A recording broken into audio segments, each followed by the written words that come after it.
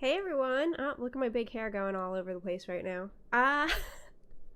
Hey, this is Angela from Angela Wolf Video, and we are live for Video Tech Tuesdays. Video Tech Tuesdays is just when I come out to talk about everything video tech specs and gear. So, we are having a great start of our week with this beautiful weather here in Philly. It's just been gorgeous outside. It's kind of like helped revive me after a very stressful week, as everyone has had. So, what are we talking about this week? Well, we are live on YouTube, Facebook, and Instagram. I'm trying to do my Instagram live a little bit different than normal, so please bear with me. Hopefully, I'm in frame and everything looks good. But that's always part of being live, right? Is that you get technical issues sometimes and they're a little bit harder to fix because everything's happening all at once. I'm keeping a look at all of my streams when I look off the screen. That's what I'm trying to do to check if anyone has questions or notes. So while we're going through this, please absolutely message and comment and post. If you have any questions at all, I'll be happy to answer them. And if you are watching this afterwards, not live, just use the hashtag replay so I know that you didn't get a chance to have your question answered live, and I'll be sure to answer it next week. So those are my standard to-dos that I always talk about. As per usual, Facebook doesn't ever want to update enough for me, so I like checking on it. But I think we're good to go. So let's just roll right through. What are we talking about today? So last week we did editing 101 with the Kuleshov effect. So today I decided to kind of go backwards and do a filming 101, which we're going to talk about the 180 degree rule. So this is, as the name implied for my title of today's video, it's a basic 101. You learn this day 2 in film school, right? The idea of the 180 degree rule is to keep your shots consistent, all right? Make the cuts feel seamless. So this is something that you do while on set, while you're filming a video, that then later translates into much easier editing for your editor and also a much better experience for your viewers. All right. So what is this rule that is so necessary in life? Well, I made a diagram because that's who I am. So let's cut over and we see this wonderful diagram. And we're going to pretend this is our scene, all right? We've got blue guy and orange guy over here. They're talking. They're a little upset, right? Their arms are crossed. They're annoyed with each other. This is what the scene is that we're filming. What the first idea is that we have an axis of action, all right? That is a line that's drawn between the two characters usually who are in the scene, who are typically, again, talking, but it's the idea of the action. Where's the action happening? So here is our axis of action, also called the 180 degree line. So you can see the way they're talking to each other, so that's why the line goes directly between them. Now, the idea of the 180 degree rule is that as long as you stay on one side of this line, you're golden. You can put, we're going to put the camera on the right side of what we're looking at right now, right? So anywhere along this 180 degree arc is anywhere you can put 1, 2, 5 cameras, any cameras, and your shots will look consistent. They're going to have a nice feel. They're going to edit together well. So here we are, adding all of our cameras. Woot woot. So the camera at the top is going to be, getting a close-up on the orange guy. The camera at the bottom's getting the close-up of the blue guy. And the camera in the middle is going to probably be getting our wide shot, right? Now, what do those shots actually look like?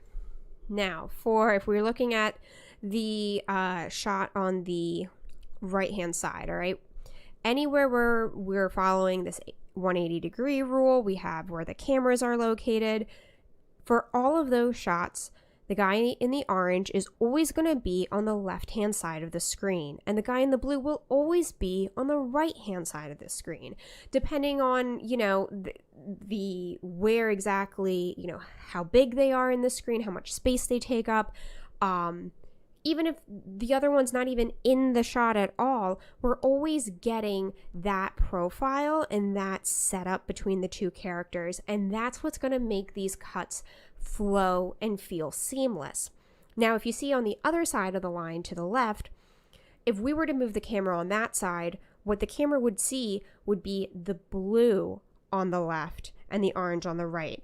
And the problem is when you cut back and forth. If we were to put a camera on the right side of the line for the blue guy talking, and then move the camera to the right side of the line for when the orange guy is talking, what happens is the shots flip and we start getting this idea of jump cuts, right?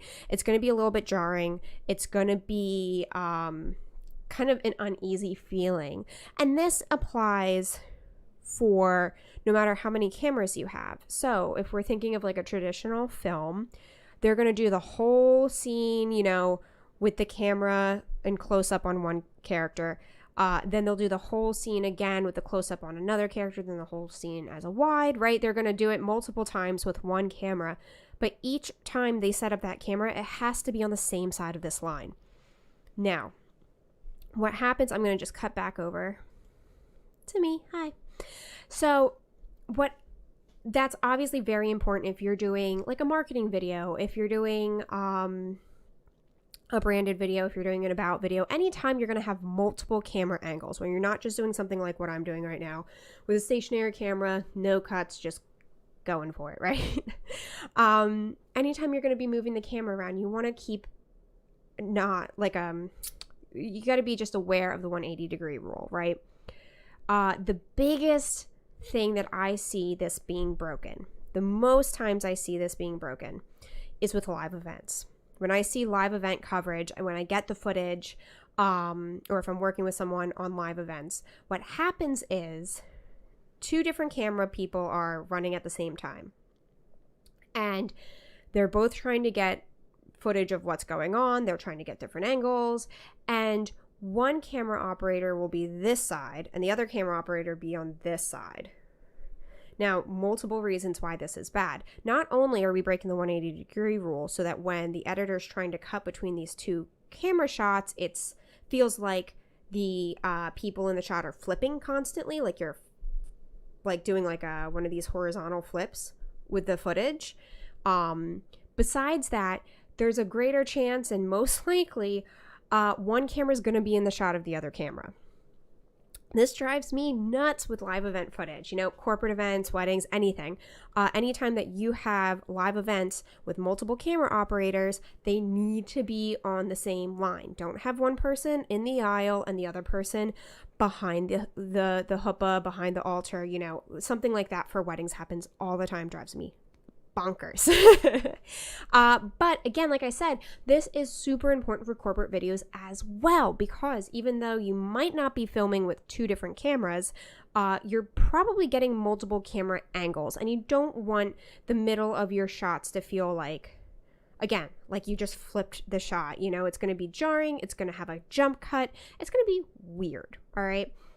Or again, if you're filming an interview for a corporate video, a how-to video, just make sure all your cameras are on the same side of the line. Now, like all good rules, this is made to be broken sometimes. There are wonderful examples, specifically in films and television, that breaking the 180-degree rule is like really fun. It's something that really is great use to build tension or to startle the audience. One of my absolute favorite examples of this is Fight Club. So just like if for some reason this 20-year-old movie you haven't seen yet, I'm going to give you a spoiler for it, right? So just like hold on for a second. Everyone else who's probably already seen it or knows the spoiler for it, here we go.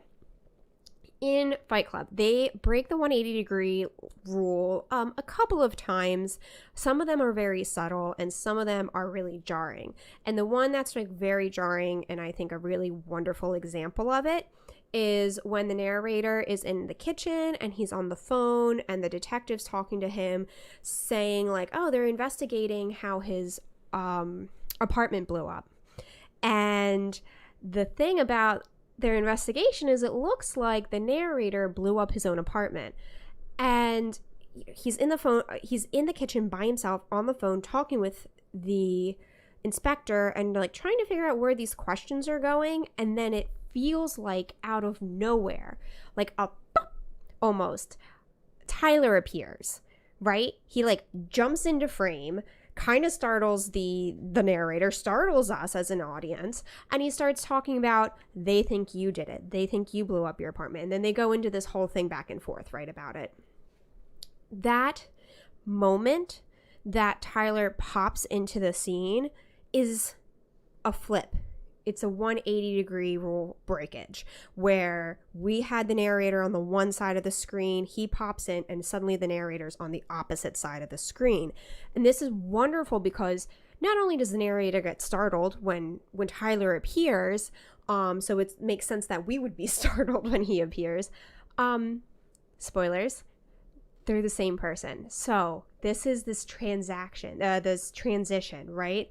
The idea of the film cuts and the audience doesn't know, right? Like this idea of he's making this transition from the narrator to Tyler, and that gives us this jump cut, this jarring subconscious idea of something weird, of a transition happening where it shouldn't feel seamless. So that is a really beautiful, I got really close because I was just so passionate. That's such a beautiful, beautiful use of breaking the 180-degree rule. All of that being said, if you're making a brand video about how great your product is, do you want to break this rule and make people feel uneasy while they're watching a video about your product? You know, if you're making a wedding video, do you want people to feel uneasy when you're cutting between vows? No, absolutely not. So, that's kind of my spiel about, 95% of the time, you need to be following the 180-degree rule by having all your camera angles on one side of the axis of action. If you're doing something fancy, if you're doing something creative, if you want to make everyone feel kind of like, that kind of just made me feel icky for a hot second, right? Then go ahead, absolutely break the rule. But it has to be intentional. It has to be rare. Please don't have like your whole 20-minute scene be back and forth cutting between the line, because that's just gets overwhelming for an audience to watch. And also, as an editor, either you editing it or you send it out to an editor to use, by following the 180-degree rule, it just makes editing so much easier and will make everyone a lot happier. So, all of that being said, I think we can wrap it up for today. I'm just double checking that we don't have any questions right now. Everything looks good to go. So, as per usual, I let you know, hey, by the way, I have a checklist. It's absolutely free to download. Just go to bit.ly/AWV checklist. It's in my link tree on my bio on Instagram, if that's where you're watching us. Otherwise, on Facebook and YouTube, you can absolutely see this link right here. Go there, download the free checklist. It's going to help you with all of the pre-production you need for doing a video project. It'll figure out how many cameras you need, how many crew, how many actors. Are you using actors, or are you just using people from your business? All of this great stuff that you need before you can even start a video project. It's all in this checklist. So please, please, please download that if this is something that you're looking into doing, if you're thinking about doing video. That's just a really nice resource to have. And then let's say you do that, you think about it, and you're like, oof, I don't think I can do this myself. No problem. Give me a call at bit.ly/callawv. Again, in my link tree in my bio on Instagram for anyone who can't see this on the screen. It's a free project analysis call. Give me a call. We'll talk about what your idea is for a video, and I can kind of walk you through what it's going to entail, what the project scope looks like, and what the price is for you to put it together. So feel free to give me a call. As always, please comment and let me know what your questions are about video, about production, post-production, all of this great, wonderful stuff that I love talking about. And in the meantime, have a great week, and I will see everyone next Tuesday at 1 o'clock for another live Video Tech Tuesdays. All right, have a great one, everyone.